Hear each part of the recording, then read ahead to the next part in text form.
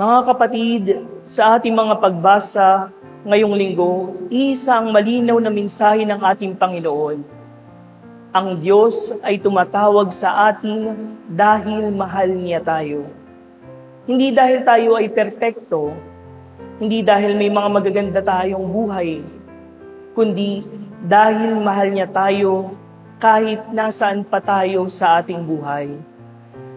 Ngayong linggo, tatlong mahalagang paalala ng ating mga pagbasa patungkol sa pagtawag ng Diyos.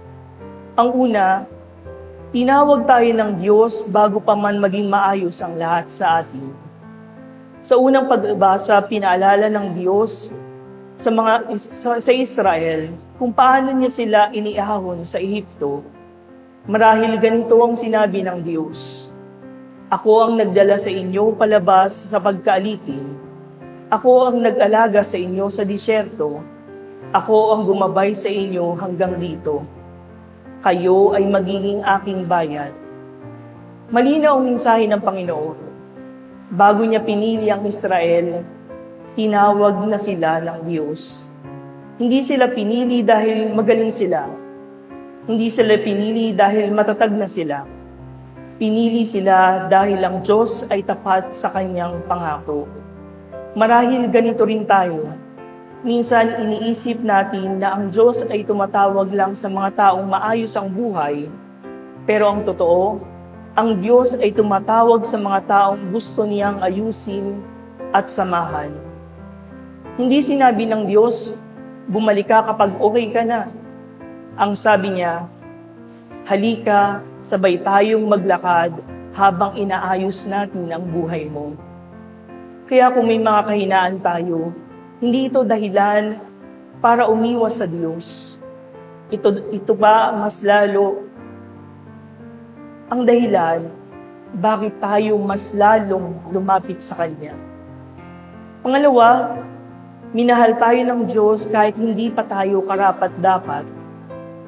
Sa ikalawang pagbasa, malinaw ang sinabi ni San Pedro, habang tayo ang makasalanan pa, namatay si Kristo para sa atin. Napakabigat pero napakagandang katotohanan nito. Hindi tayo minahal ng Diyos dahil mabuti tayo. Minahal niya tayo kahit hindi pa tayo mabuti. Minsan kasi ang tingin natin sa Diyos ay parang tao rin, na kailangan munang magpakita ng kabutihan bago tayo tanggapin. Pero ang Diyos ay iba. Ang pagmamahal niya ang nauuna. Ang biyaya niya ang nauuna. Ang pagtawag niya ay nauuna. Kaya kapag may mga pagkakataon na nahihiya tayo sa Diyos o pakiramdam natin malayo tayo sa Kanya, tandaan natin ito. Hindi lumalayo ang Diyos sa mga makasalanan.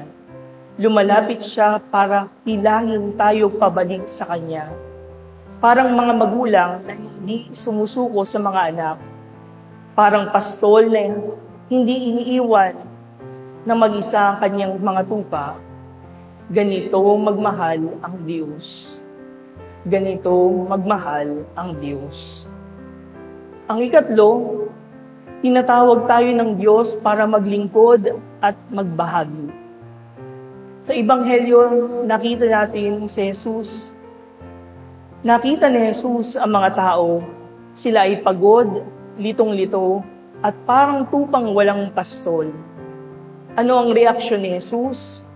Hindi siya nagalit, hindi siya umiwas, at hindi siya humusga. Ang naging reaksyon ni Jesus, siya ay naawa. At mula sa habag na iyon, tinawag niya ang kanyang mga alagad at sinugo sila. Dito natin makikita ang daloy ng bukasyon. Una, may malasakit si Jesus. Pangalawa, may pagtawag. At pangatlo, may misyon.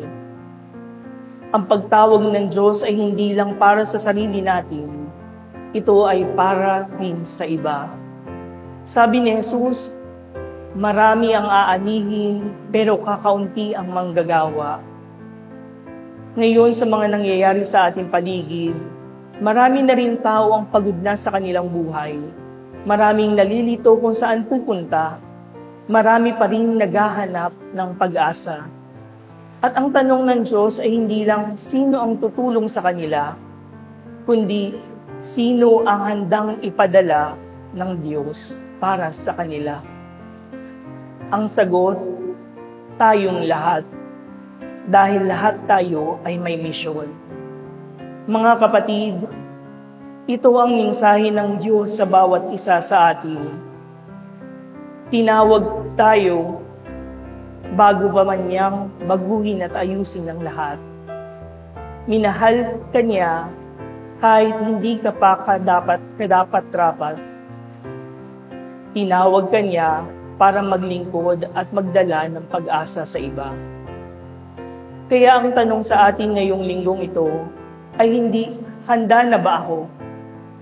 Kung hindi, handa ba ako magtiwala sa Diyos na tumawag sa akin? Dahil sa totoo lang, hindi tayo ang unang naghahanda sa sarili natin. Ang Diyos ang naghahanda sa atin habang tayo ay sumusunod sa Kanya. At sa gitna ng ating kahinaan, ang Kanyang tawag ay nananatiling pareho. Tinatawag kita dahil mahal kita. Kaya sa pagpapatuloy ng ating banal na misa, sana ang tugon natin ay simple pero buo. Panginoon, narito ako, handang magtiwala sa iyo. Amen.